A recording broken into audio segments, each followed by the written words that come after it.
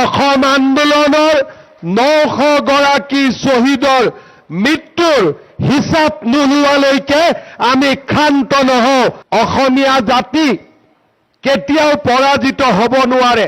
কোনোবাই যদি ভাবিছে যে এটা বা দুটা উচ্ছেদত আমি থমকি ৰম, কাৰোবাৰ ৰঙা চকুক আমি ভয় কৰিম আৰু কাৰোবাৰ ওচৰত আমি শিৰ নত কৰিম, তেতিয়া তেওঁলোকে আজি এই ধলপুৰ শিৱ মন্দিৰ আৰু গৰুখুটিৰ পবিত্ৰ ভূমিৰ পৰাই মই তেওঁলোকক শুনাব খুজিছো, অসম আন্দোলনৰ 900 গৰাকী শ্বহীদৰ মৃত্যুৰ হিচাপ নোলোৱালৈকে আমি ক্ষান্ত নহওঁ।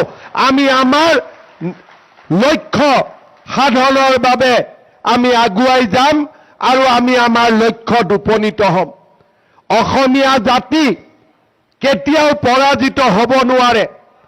লাচিতে আমাক শিকাইছিলে কেনেকৈ আমি অজেয়, পিঠুৱে আমাক শিকাইছিলে কেনেকৈ আমি দুৰ্দান্ত, আৰু অসম আন্দোলনৰ শ্বহীদসকলে আমাক শিকাইছিলে আমি কিমান সাহসী।